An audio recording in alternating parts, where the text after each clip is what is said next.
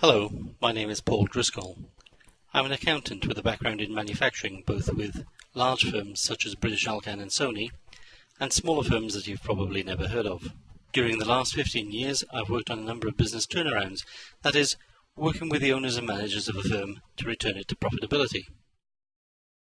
An important element in achieving sustainable profits is ensuring that the right structure and systems are put in place to take the business forward.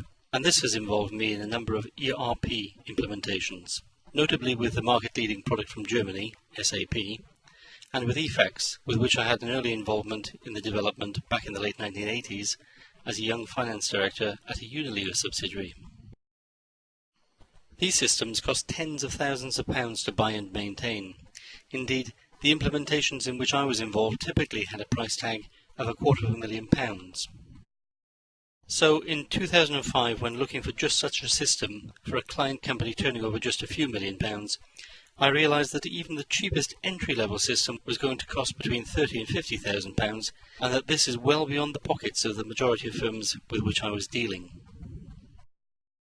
From that was born the Central Accounting ERP application. Central Accounting exists in the cloud, as the current jargon goes. And what this means is that you do not require expensive hardware and networks to use the application.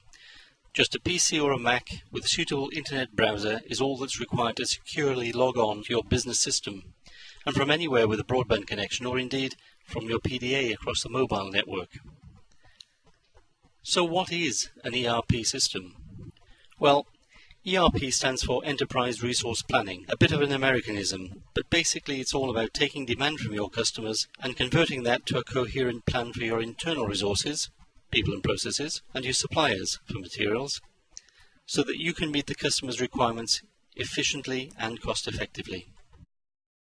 Executed properly, your business becomes one of the strong links in any supply chain. So let's see how this can be achieved using Central Accounting. As I've been speaking to you, I've been logging in securely to our live demonstration system, so I can now introduce you to Matthew & Son, a fictional company making pans and other cooking utensils. For the purposes of this demonstration, we're starting with a clean database where all the values have been zeroed. The company has received a new sales order from an existing customer, Dell End Engineering. The customer reference in this instance is the customer's purchase order number. And the order is for 100 8-inch stainless steel frying pans.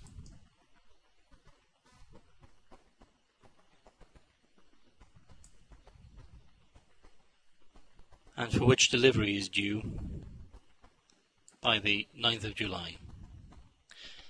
There are follow-on requirements for this same item.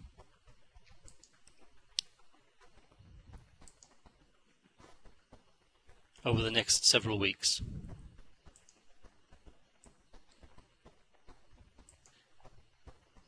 The firm saves the sales order and sends a copy of an order acknowledgement together with its standard terms of trade to the supplier.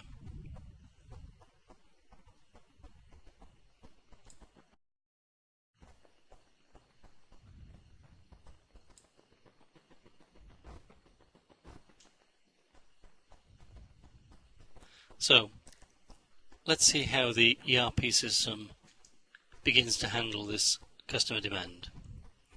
If we look first of all at the requirement screen,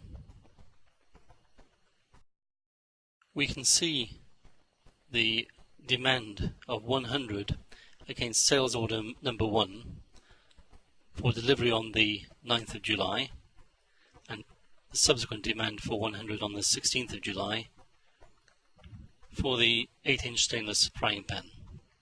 If we click on the cell where we see the demand, the application invites us to create a new works order for 1,000 of these items.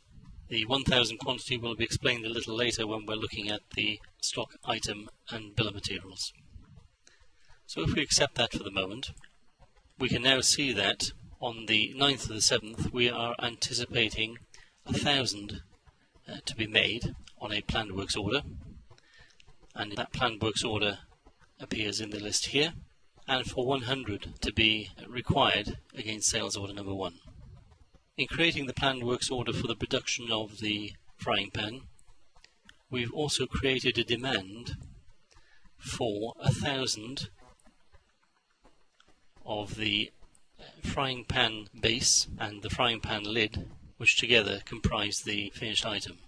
We can step through the requirement screen by again clicking on the cell here and accepting the invitation to produce a new works order for the frying pan base and the frying pan lid. These orders now appear in the planned list here.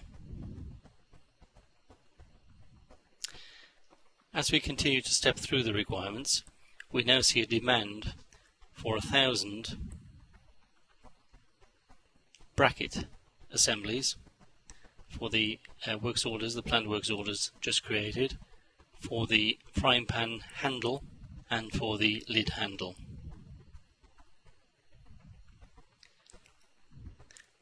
As we click on the cells here,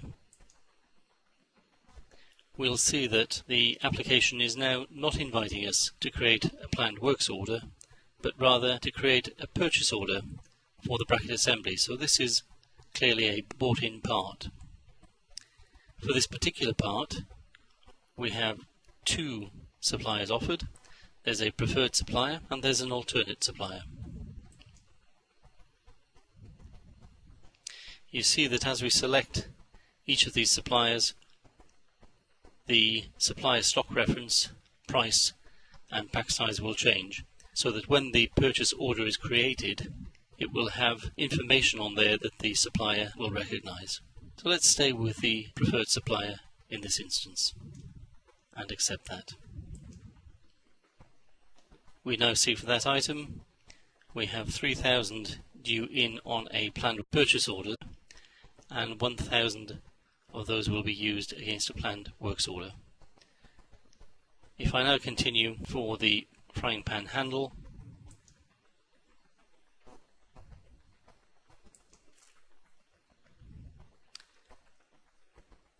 and the lid handle, then we see that in addition to generating planned works orders, we are here generating planned purchase orders. And finally, for the stainless steel from which the lids and bases are produced, currently we have a requirement for 14 sheets of stainless steel for each of the planned works orders. Again, we have alternate suppliers, but we will stay with the preferred supplier on this occasion. You'll notice that for this item the planned purchase order is for 40 sheets, 14 of which will be consumed on each of the 2 planned works orders, and that there will be 12 sheets remaining in stock, which corresponds with the minimum stock holding for this item. At this point we could simply create the planned works orders, but on this occasion we're going to add something extra into the mix.